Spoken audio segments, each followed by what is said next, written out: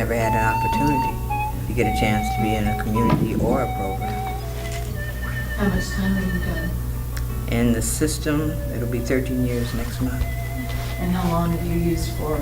27 years. Do you ever wonder what it would have been like if somebody would have noticed when you were 14 or 15 or? But if I got help the first time I went to prison, it would have been cool. I would have made it.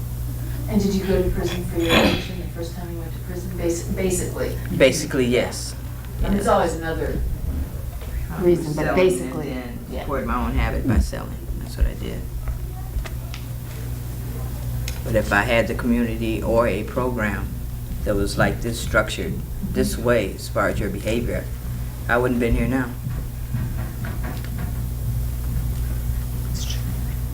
Hi, Mom. It's your daughter, Shelley.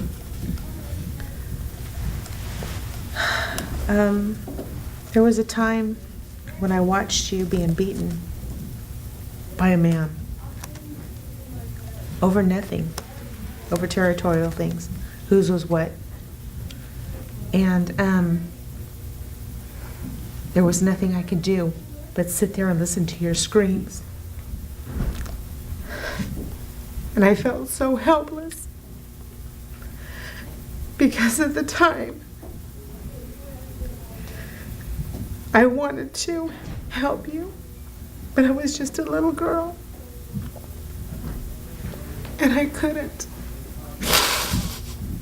And we were alone. Our family had left us with just the clothes on our back. And you had your alcoholism. And doing the best that you can do is being a functional alcoholic. And I couldn't help you. And I'm sorry. But today, I feel your pain and what you went through.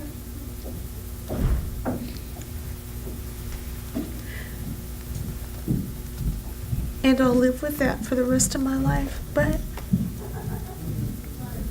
if I could help somebody else that is like you or went through similarities, I'm gonna do my best to make you proud. You know, I'm a first timer in prison, and even though sometimes I run on self-will and things get monotonous, I get grateful to be here because I've been in programs, but I've never quite been in one like this. And I learn something new every day. And what I learn every day is when I wake up is that I'm grateful to even, one, to be alive, to be able to change. Because in 15 years or so, I really truly don't want my son to be down the hill watching this video.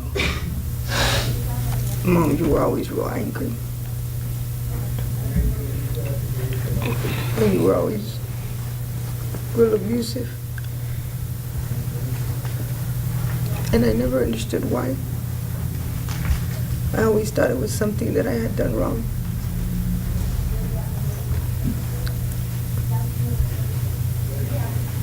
And I could, as much as I tried, I could never make you happy.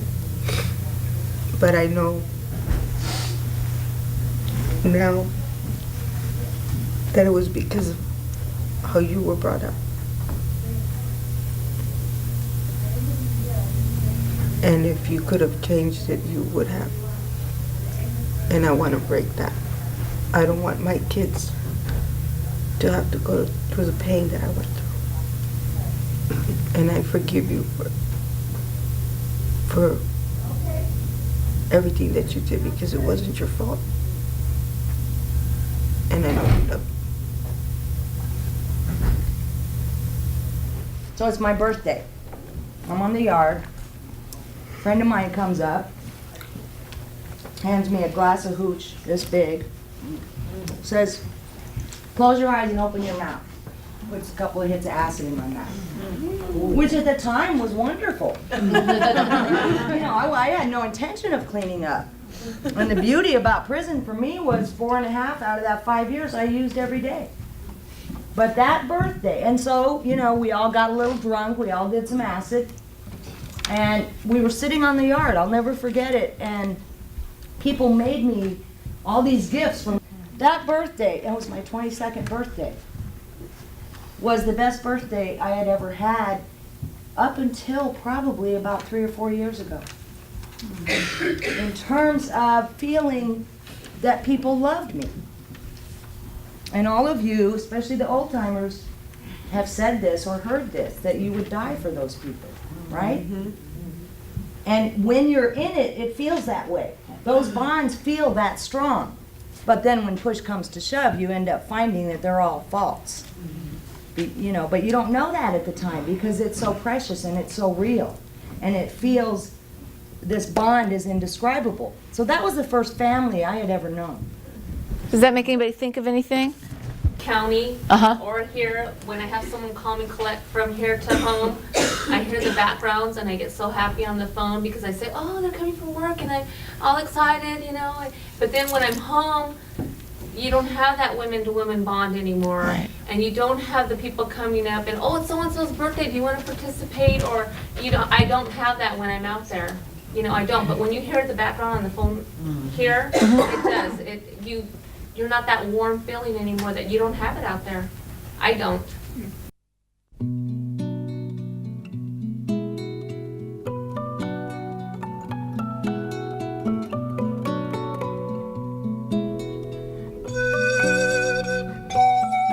Just ran up on me all of a sudden.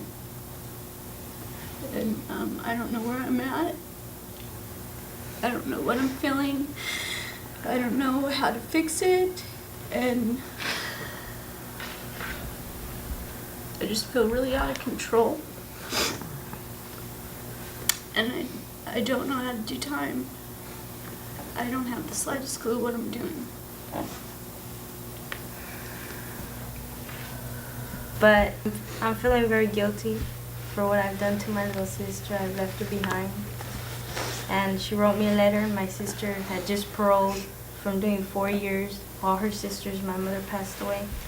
And my sister got arrested again and left her again. And she wrote me and she asked me if I'm going to promise her that I'm not going to do that to her. If I'm going to do good this time, if I'm going to stay there and be there by her side. Not be like all of us have always been and just coming in and out of her life. And that really hurt me. I got that letter yesterday. I've been in here I don't know how many months and have not cried, have not showed any emotion because I don't do that.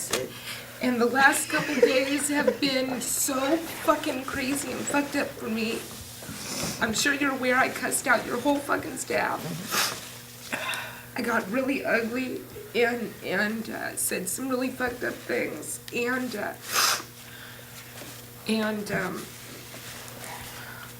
And because I got so angry and mad, all of a sudden all these tears started coming for the first time since I've been in your program here, and I too, I'm a non-believer in programs, and I've said I don't have a problem with my drug problem, I'm cool with it, it's just the PO that has a problem with it, or my parents, and I still don't even really want to stop. You know, I still look forward to getting out and getting loaded, that's where I'm at right now, and the other day, your staff pissed me off so bad because they told me no to something. And then now I come to find out that two of the ones I cussed out, probably the worst, well, no, but they got a good portion of it, are going to be leading this group. And so that's something I'm probably gonna have to work on. But I'm like really embarrassed about my actions and getting that way because I mean I talked to your staff like they were you know what it took me back to was being in lockup, being slammed down in 504 up at Chowchilla in AdSeg. And, because I caught an institutional drug case last term, and being slammed down and screaming obscenities out the door, all pissed off because the bitch that ratted me off was 2 doors away. And I just got so ugly and had so much anger. And your staff took me there the other day over something simple that I don't even think really had anything to do with that. And it's like ever since that happened, I haven't been able to stop like crying, and I don't know why, and because I hate to cry. I mean, Zoanne, they've never seen me cry or even show any emotion, and it just invoked that the other day, and I've been kind of tripping on it, and I was kind of I wasn't even coming back to this program, and I don't know why I got up this morning, and I just came, and I'm so embarrassed. Like, I look at Carol, and I look at my counselor, because I straight told my counselor, I go, not just fuck you, but double fuck you, you know, and she didn't even have that coming, and I'm just really embarrassed, and it's like been a really humiliating experience for me to come in here today, and then even just to come down to this group, and I don't know why I can't stop like crying. Everything's like just triggering it. Monday I found out I had hepatitis C. Fucked me up.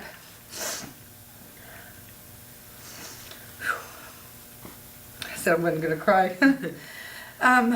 So I come running down here. Where's Millie?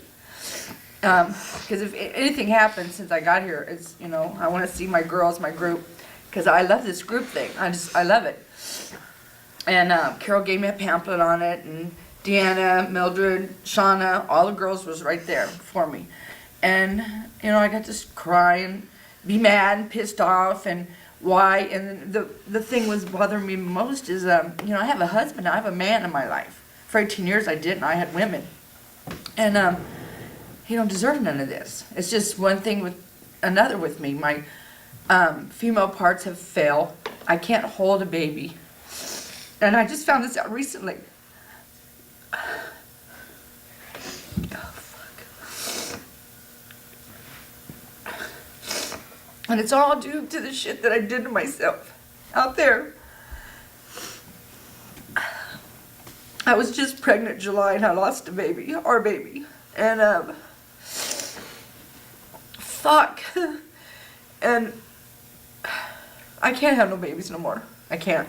I can get pregnant, but my walls are not, they're weak. They're like right there at my opening, right there. And I have to have surgery to put things back up where they're supposed to be. The exercise doesn't work. Well, that I had to tell him about that, and he just wanted our baby, you know. And I can't do that. And now I found out I had hepatitis C, and that's just something fucking else. Hey, well, you know, I feel like, damn, you really picked a winner here, you know. And then I have to stop and think, you know, fuck, I did a lot of work on myself since I've been here. I'm not the same. Every day I try to get prison out of me a little more, because I too have did all my life in prison, all of it. And I'm 41, and this shit ain't fun no more. Shit's dead, you know, not young and cute anymore, and it's just nothing, it's not happening for me. And I even got a man, but I can't give him the things that, you know, normal women give their husbands. Fuck. And then I think, well, what's normal? Anyway, I just had a hell of a few weeks. It's like, when I first came up in this mud, I told Tara, because we from the same county, and I was telling her, fuck that shit, I'm just gonna do time. And you know what I'm saying? I shouldn't have lied. God damn, I should have just turned myself in. She seen me from the stay. She seen me run on my stay. She seen me come back. And it was like, fuck that. And then she told me that I had to come to group and say all kind of bullshit. I told her, fuck that. I got the gift of gab. I'm just gonna lie. She said, you know they gonna know. No, they ain't. I'm just gonna lie. And another thing you kept telling me, you'll get that shit, you'll get it. No, I ain't. Fuck that. They just got you programmed. No, they don't. Shit. Last month, I got the shit. I'm serious as fuck. I'm serious as fuck. I'm like, you know, fuck, it's like different things. If you just be here, you'll get something out of it and shit. And I was like, fuck, I don't want to do that shit. I don't want to be doing pull-ups. I don't want to do none of that bullshit. I don't even want to share my story. The other day, they had to cut me off. You know?